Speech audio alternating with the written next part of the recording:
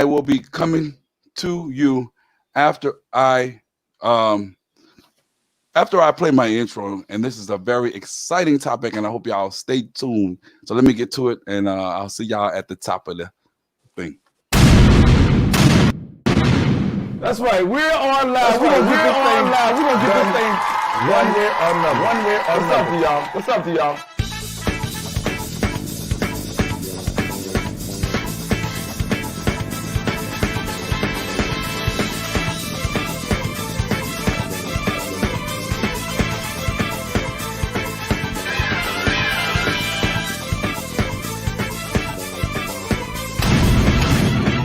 Welcome, welcome, welcome, welcome to Third Eye Visions.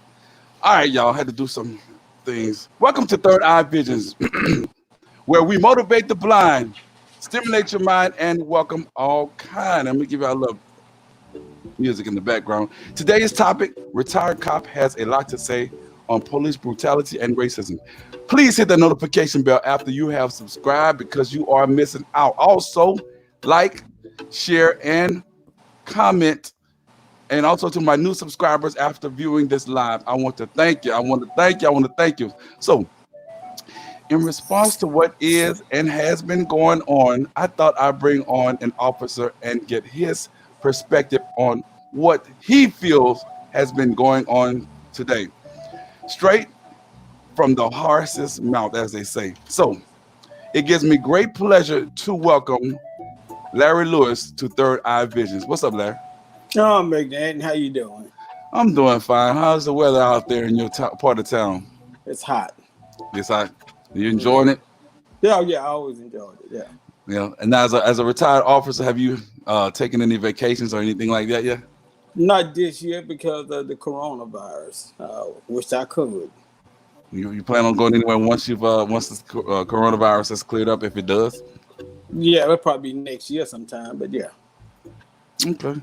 Well, that's enough of a little small talk. I have to break everybody in. Look, live viewers, when you're coming in, please stay tuned and whatnot so that you can get everything that you need to hear from this retired officer. So, with that being said, I want to ask you, how long, or tell the people, how long were you a police officer? 31 years. 31 years? Yeah. Okay. I've been retired 4 years now. 4 years? Mm-hmm. I know it's kind of difficult not having anything to do, huh? No, it's not. I sell real estate now, and I've got a lot of stuff to do. Okay. It's got new grandbabies, so I've got a lot of stuff to do. I understand that. What was your final ranking when you retired? Or I was a night commander. Night commander? Yeah. Okay. And what about as far as ranking? Like, they have the lieutenant sergeants and corporals and things like that. As a matter of fact, before you answer that, what are the rankings of a police officer? Yeah. Well, you actually just named it. Started as first a rookie, then we have a officer first class, and then we go that to a corporal, from a corporal to sergeant to lieutenant, and lieutenant to captain, or commander. And you finish up as a commander. Okay. Yeah. What, a lieutenant commander or just a commander? No, a commander, captain. Oh. Yeah, I was a captain. Oh, I mean, why are you so shy about saying that? That's an accomplishment, especially for a black man. Yeah. Along the way, and now I had done a bunch of stuff. Now I was a precinct commander, and from 2003 to the time I retired in 2016, I was a sketch artist for the department. I was a commander over the where we call it the CAT team at the time, but now it's like the high crime violent unit or wherever they call it now. It's the same thing. I used to be in the 700 club. You got to go way back on that one, but yeah, I've done a bunch of different stuff. Okay, you say you were a sketch artist. What, for those who are unaware of what a sketch artist is, just briefly tell them what that is. Because I'm trying to build up to what I need. I don't want to just jump into it because I want when they had usually a major felon, violent crime, the victim was able to describe the suspect. They called me in and I did a sketch, and I was just so blessed that I had that talent, so I was able to do a sketch for the police department. Okay, so we caught a whole bunch of people behind him, so it worked out. and that's what I was going to ask you. Were they able to catch apprehend any of the criminals based on your artistry? Oh yeah, we caught a bunch of them. Yeah, Okay. yeah. So with that being said, so over the years, if you've been on the force, your 31 years, you've seen a lot of situations, right? Yes, and been through a lot of them. I know you probably can't go to talk about the particulars of what you have seen, but most of them were they felonies, or were they a combination of what? Depending on what the situation were. I made a bunch of felony arrests, and I'd seen a lot of stuff. I mean, when you're doing police work, there's a lot of stuff you see. Police work, and I realized it.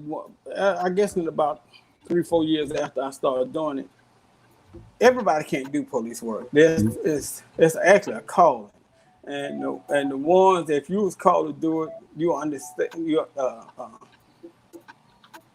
A lot of the stuff that we see and the stuff that we go through, it can weigh on you. But if you call to do it, you just do it and you keep it going. Okay. Yeah, I was called. That was a calling for me. I enjoyed it. I truly did. Very strenuous. Yeah. Now, if I pause every now and then, that's because I'm commenting. Somebody that's commenting on something, but that's the situation. So, tell us, the areas that you patrol, were they mixed race areas, or are they predominantly one race? And if it were mixed areas, how did they perceive you? Well, when I first got on, and that was in '85, Brian taking me way back. I used to work 3rd District, but it was actually called 5th District then. It was off Corsi Boulevard. And that area was, at that time, was predominantly white. I had some situations where, I had people call me the N-word and all that kind of stuff. But like, that's just part of it. It was just part of the stuff that we had to go through. Yeah. Okay, can I stop you right there? Yeah. Okay, yes, I want to let everybody, the blind people, know that, yes, he is African American, and he just stated that he was called the N-word, and we're not trying to pinpoint anything. I just want to I'm trying to set up everything, get into perspective. How did you feel when, I know you had a job to do, y'all had taken an oath, called you the N-word, I mean, knowing that you couldn't retaliate? Yeah, well, my thing is, and you have to see it for what it is. Most of it was just out of pure ignorance. They didn't know me, and I didn't know them. And I guess sometimes they called me that just so they can see if they can get a response or reaction from me, something negative, so that they can have something to report on. So, but my deal is especially when you're doing police work, I belong to the biggest organization in town. If you want to say gang, I belong to the biggest. We had 700 of us. So I wasn't worried about whether or not what they were going to do to me or anything like that. So that was just some of the stuff that we had to go through. That's some of the stuff you have to take. Wow. Yeah. I mean, you can't punch somebody or fight them just because they call you the N-word. Like you said, I'm a black officer. I had black people calling me the N-word and some other stuff. So that like I said, it just showed their ignorance. That's all. I like that. So you said that when you first started, you patrolled more so when I first started, for the first 2 years, I patrolled what they call 5th District, and then they moved me up to Scotland. And I truly enjoy working in Scotland. And why is that? Was it because of the people, or is it because what was the reason why? What was the reason why? The people. Because of the people. I had the opportunity to take care of the people that look like me. Breaking up. You're breaking up. We're speaking with Mr. Lewis, and he's giving us his testament in terms of what's going on as he come back on. He's breaking up. Can you hear me?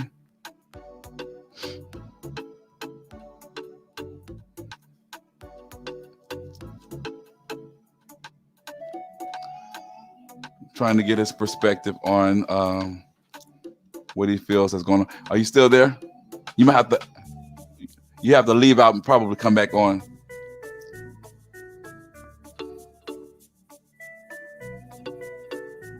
We're gonna get it together.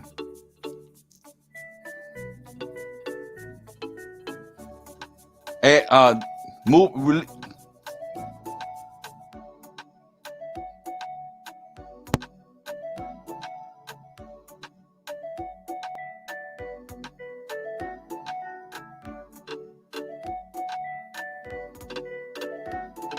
Okay. Hold on. It's not connecting.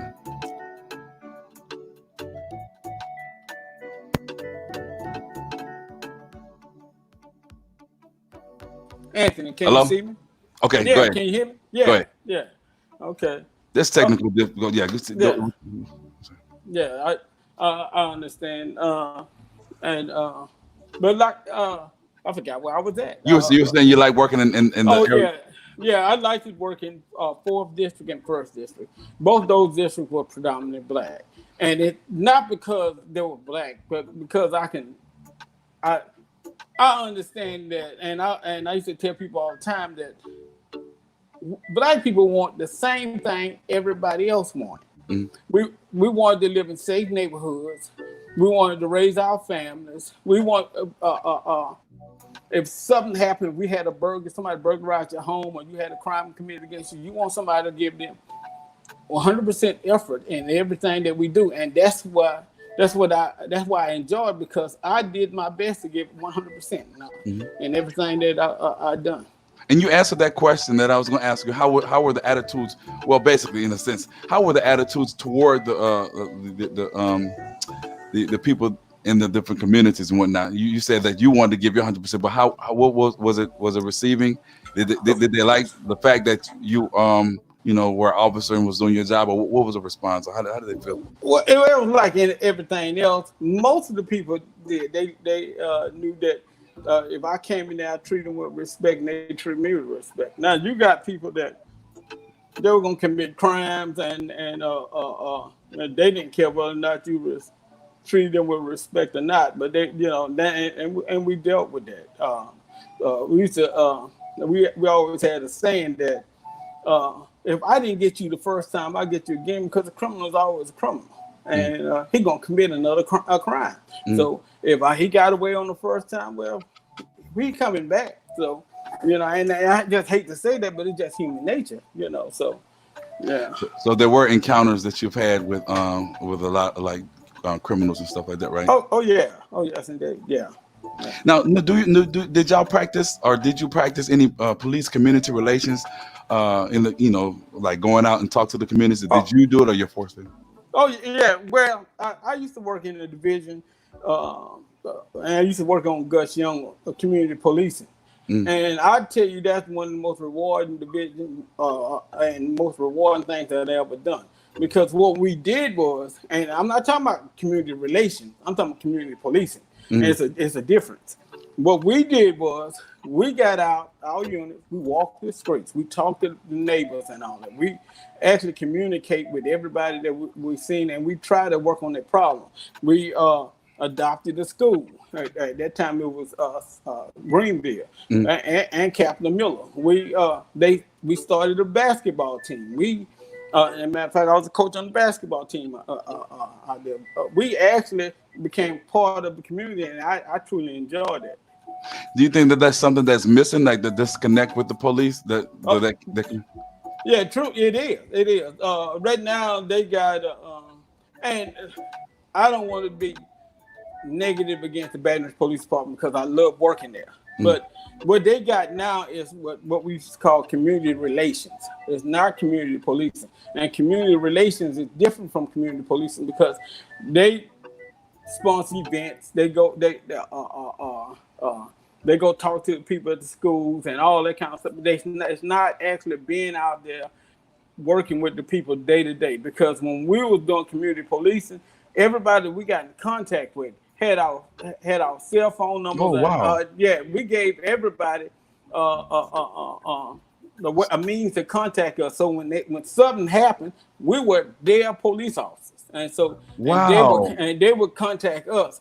And so when we had at problems like when they were dealing drugs at 38 and Kane or certain areas. Well, we went there and we claimed those corners, and we renamed them. It wasn't 38 and Kane anymore. It was Larry and Bo's corner then, and they knew that. So so we had they had a stat that came out there how much we had dropped crime. We dropped crime so much out there, it was unbelievable. And I think I still got the form here. We had a 90% drop in crime rate out there when we was going. Wow. Yeah, Now, but I don't want you to go into any administrative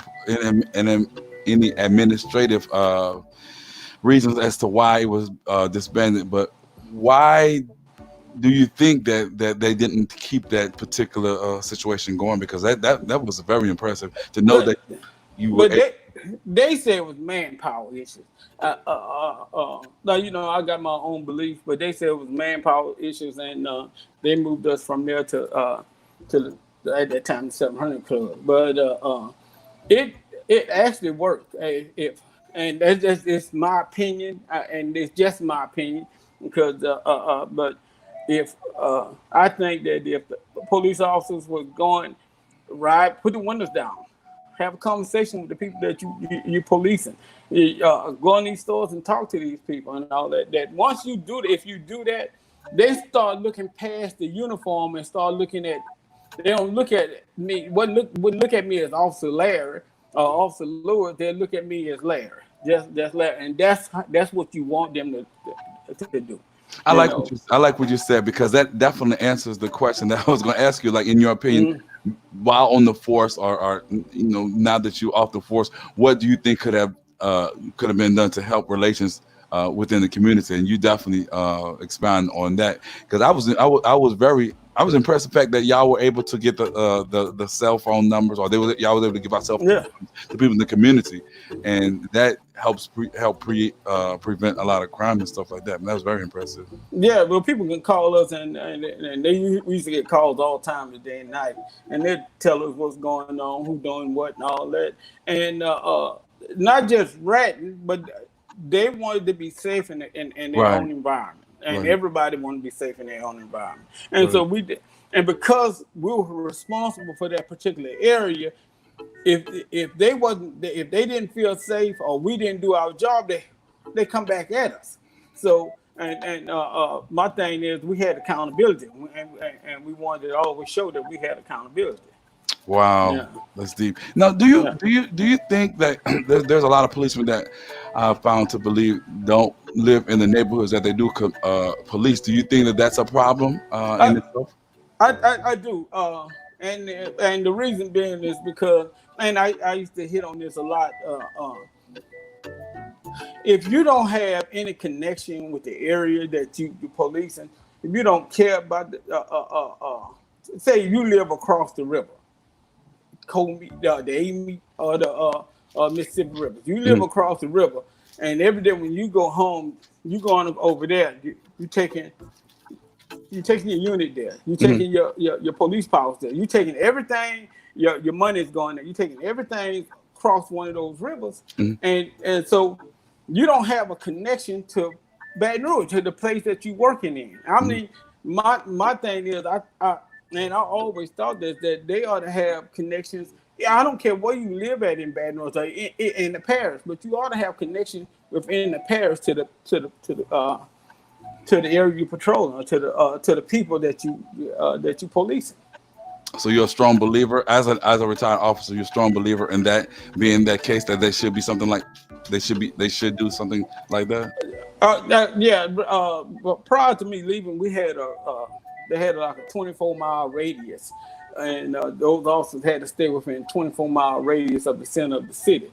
I don't know if they still doing that. Like I said, I'm not there anymore, but I think that 24-mile radius thing ought to be strictly enforced, because I don't think that you ought to be living in Hammond and trying to police out here in Baton Rouge. They just and I don't know if anybody living out there in Hammond, but I'm just saying, I just don't think that you ought to be policing if you live if you live way out there, get a job out there in police. No, That's a good point, and that seems to be what a lot of people are complaining about the fact that they're not that the police who police the neighborhoods are, they don't live in the neighborhoods, and I think no connections. Yeah, no connection. Didn't go to school here, don't go to church here, don't do anything here, and I think that if you had a connection here that you care about.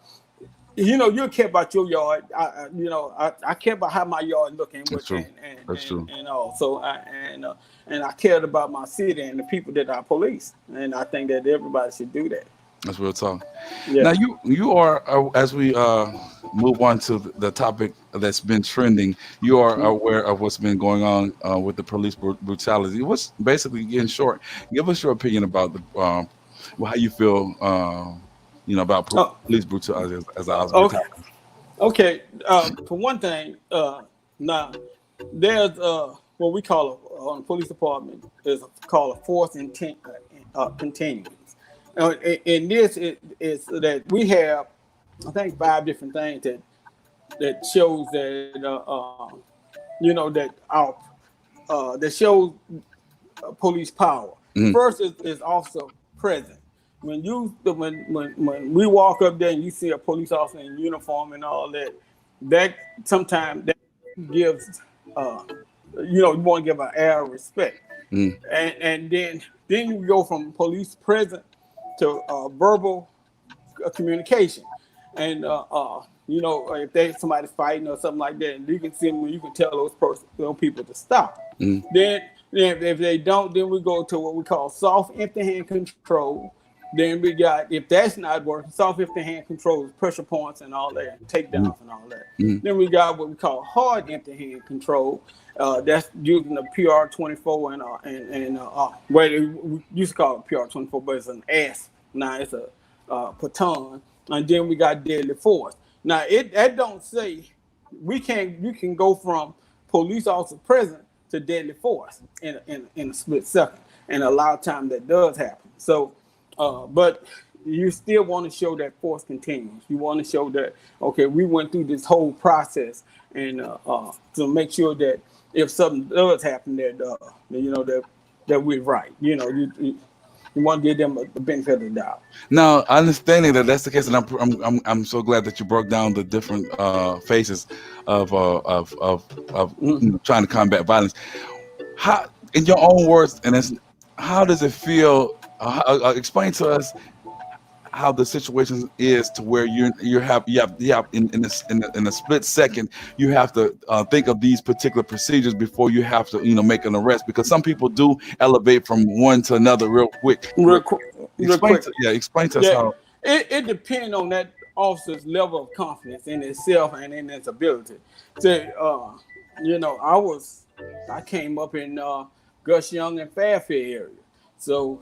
I hate to say this, but throwing hands was what we used to do. Mm-hmm. And so sometimes, I had the asthma, I had the taser, I had the spray, I had a lot of stuff on me. But sometimes, sometimes I would had to toss them to the ground and all that, and but in doing so. And this is what they taught us, and I don't know how any other police department is trained, because I only worked back in city police. Mm-hmm. But once we put the cuffs on them, everything was over. That was it. There's no need to do anything else. But once you get them cuffed, that's it. Game over with. Then you just put them in the unit and take and you take them to where you have to take them. I know what you was getting at. That what I witnessed, because I seen the video like everybody else. Mm. I don't know what was going through those officers' mind. And I'm understanding that two of the officers were new officers, and they dealing with a guy that's been on 19 years. And I don't know if in their heart or in their mind that they was like, I know this guy is wrong, but they were scared to say anything, because if they participated in that and without saying anything, it makes them complicit to what was going on. Okay, let me stop. And I don't want. And I didn't. And I spoke to you off camera. I don't want to get into debate like that. But how you work with rookies because you've been on the force for so long. You work with rookies. How do you think that they feel in terms of if you know something's wrong? I mean, regardless of the situation, why wouldn't they speak up or whatever? Why would they just kind of like not say anything to make them feel okay? But I don't say nothing, then I'm not a part of it. But really, you are complicit. So how come they as a newly trained Well, officer that they don't say anything? well, as an officer that's been trained, they call them trainee. That officer, that veteran officer, grades that particular officer. And if that particular training officer was doing something wrong, he can give that rookie or whoever say something about what he's doing. That guy can actually get that rookie his job. They can, they can write negative reviews and all that, tell them he's untrainable, and they wind up getting rid of him. And I don't know, like I said, I wasn't in the mind of those guys, but I don't know if that, and I don't know the policy of that particular department, but I don't know if that came across their mind or not. But I just, like I said, I know that somebody, because to me, what I witnessed there, like everybody else, was actually, to me, a lynching. That was just, you resting your knees on the back of a guy's neck, and we've never been trained that. Never been trained that. Matter of fact, we've always been trained to stay away from the neck. Not trying. Wow. Never to put pressure on somebody's neck like that. And so I don't understand that. So as you stated earlier, the procedure for an officer when they put a person in handcuffs is, I mean that's repeat what you said earlier. Once the cuffs on, the fight is over with. Once the cuffs on, it's over with. They once they got the cuffs on, they should have picked him up, put him in, and secured him in the police unit. Once the cuff was on, that was over with. I don't understand why. What with all that other stuff? Now I done had guys, we put cuffs on them and they turned around and kicked me, and spit on me, and but once the cuffs on, it's over with. All we have to do is just charge them with the kick. I just charge them with the kicking or charge them with the spitting on me. Right. But once the cuffs on, it's over with. So I mean, I won't be presumptuous by saying it could have been some underlying meaning as to why they did what they did, right? I mean, it could have. Well, I mean, I'm not. It could have been something personal, right? And I don't know. I don't know what's in their mind. I don't know. Okay. Now, just one more question, and we're gonna move on. What was the procedure as far as that you all were taught as far as fleeing felons? I mean, or not felons, or fleeing citizens. What's your opinion? Well, and I know what you're getting at, but we can't shoot a fleeing felon. There are situations where you can shoot at a fleeing felon if he was going to be a danger to anybody else that he was fleeing toward. Say if he had a gun and he running from the police officer, but he was aiming the gun at other citizens, or he was firing in the air, or he was in a car and he was about to mow down some people, but he's fleeing from the police and all that. At that time, deadly force can be used. And you can't shoot, and the deadly force can be used with that scenario. You can shoot them in the back. I mean, you can shoot. If they was if they have intimate, they have danger that he gonna hurt somebody else. You have to shoot to stop. But when you say shoot him in the back, it make it sound bad, but we call it. We shooting to stop the threat. It's not that okay. He got his back turned. I'm gonna shoot him in the back. Right. A good target. That's not the reason why they shoot. Well, they shoot to stop the threat. Yeah. I'm glad you cleared it up. Now, have there been any cases or times where you've noticed, and you don't have to mention any names, that you worked alongside officers who were not black, and they've gone on the call to make an arrest, and they've used a little aggressive force on African Americans or people who weren't their color? Or can you? Well, let me give you a little history on why one of the reasons why I got on the police department, and that this might answer the question. Sure. When I was about 15, Yeah, when I was about 15 years old, we were sitting on the corner of Washington Avenue and Bond, and the police was in the neighborhood looking for some other suspect. Uh, there was about 4 or 5 of us, and none of us knew what was going on. When the police pulled up over there, they made us all lay on the ground, and one of them stood in my back. And I'm like, I've never committed a crime. I never done.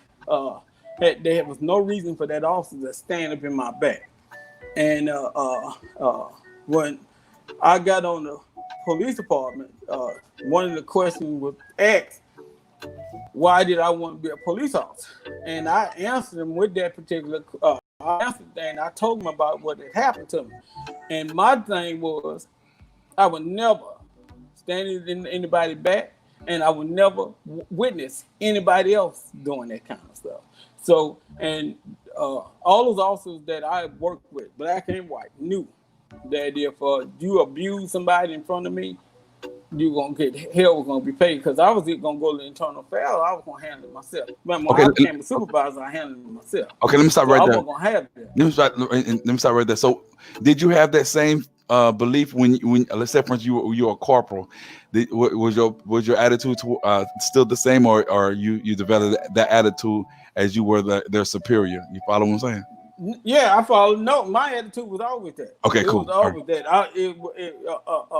That's my good. thing, I like that. Yeah, when if they was resisting, then you have to do what you have to do to resist. I had guys try to take my gun. I had that several times. I had hits put out on me. Had that 3 different times. I've been shot at 9 times. I had broken bones. They even chipped a tooth. I've been through a lot of that stuff, but like I said, once the cuss was on, it was over with. The fight was over because they already lost. Yeah, once the once the cuss was on, fight was over with, and they already lost. So, wow, that's okay. Yeah. So, but you have in answering the question of you about working alongside people who weren't African Americans, before they went on a call, or y'all went out to patrol, you explained to them that, hey, saying it's not going to be any excessive force or blah blah blah. So I wouldn't even have to explain, because we weren't going to do it. I was going to stand right there and watch the whole time, and it just wasn't going to happen. Now, if they done some stuff when I wasn't there, and I can't speak for every other officer that worked on the police department, a black officer that worked on the police department or not, but I'm just saying, because they had black officers that would do stuff that wasn't they shouldn't have done. Mm-hmm. So that just you had to realize why you was out there and who you was out there for, and once you accepted that, then a lot of that other foolishness kind of go away. That's real tough. You don't have to worry about that. Yeah, that's real tough. Up to now, you've been honest, and I appreciate your honest candor and whatnot. But the last question I want to ask, because I know you're a very busy person, what do you think could be done in order to curb the police brutality or racism? Because there is some racism in the force. So in your own opinion, what do you think? Yeah, and I answered that one. I answered earlier. I think that and I had tried to start this when I was uniform, when I was a precinct commander. That I truly believe in community policing, and I think that those officers have to be responsible for the zone that they ride. And if they in a particular zone, and if you got somebody burglar doing committing a bunch of car burglaries in that particular zone, it's their responsibility. And I used to hold my guys accountable. It's your responsibility to find out who it is and get him. And then the only way you're gonna do that is if you communicate and do community policing. And a lot of times we get that. Well, not a lot of times, but they done got away from some of that, and they really need to do community policing. And when the issue that we have with that, and I found that a lot of officers, they resist that because they don't want to be able. They want to be able to police like they did in the old days. They want to go ahead like we're dealing with we go home, put on our uniforms, dressed up like we combat soldiers, and we go on Right, Baton Rouge and do combat. And right. that's not how you're supposed to do it. Mhm. Yeah, that's not how you're supposed to do it. Do you ever think that they will ever get a time where they will go back to community? Policing, I'm Right. hoping they do. The issue with that is, and you probably hear if you talk to anybody in administration, is not just a change of the attitude on the officers, but money. You know, a lot of times they don't have enough officers to do that. But my thing is, like I said, if you can put the officers in the zone and make them responsible for their zone, then the day shift officer can do it. Officer can do it up to a point. Dog shift can't do it, but if you can have those officers responsible for their particular zone and hold them accountable for the stuff that's going on in their particular zone, then I think that you will see a change in the crime rate. You'll see that it's going down, and you'll see that these guys will probably enjoy their job a lot more. Wow. Yeah. Well, look, y'all. That's why I wanted to bring him on here to get his honesty. I mean, just you can tell in his voice and his deliverance, demeanor, he is telling the truth and he's giving both sides. But the questions that are asked, he answered them thoroughly and to the best of his ability. I appreciate that. You ever thought about running for like any office or anything? I think about running, going get my dog and taking it outside. No, yes indeed. No, I'm retired. And, I don't want to do anything other than sell real estate and what I'm doing. Nothing else. That's it. Yes, Okay. indeed. Yeah. Well, give everybody a little plug on your real estate. You on Facebook, you on Periscope, and a couple of other places. And maybe somebody might reach out to you. Go ahead. Yeah. Okay. If y'all listening, if you're looking to buy a home, you're looking to do some investment property, or just some rental property, look me up. I work with CG Realtors, and my number is 225-335-2085. Okay. Well, there you have it. From officer to real estate manager. I mean, that's what's up, man. He deserves it. He deserves it. Well, we're gonna end this right now. I want to appreciate everybody for staying in and definitely subscribing to Third Eye Visions, where we make changes, motivate the blind, stimulate the mind, and all that good stuff. I want to thank you again for coming on, and I really truly enjoyed this candid interview, and I hope that people can learn from this. Believe me. All right, then. Man,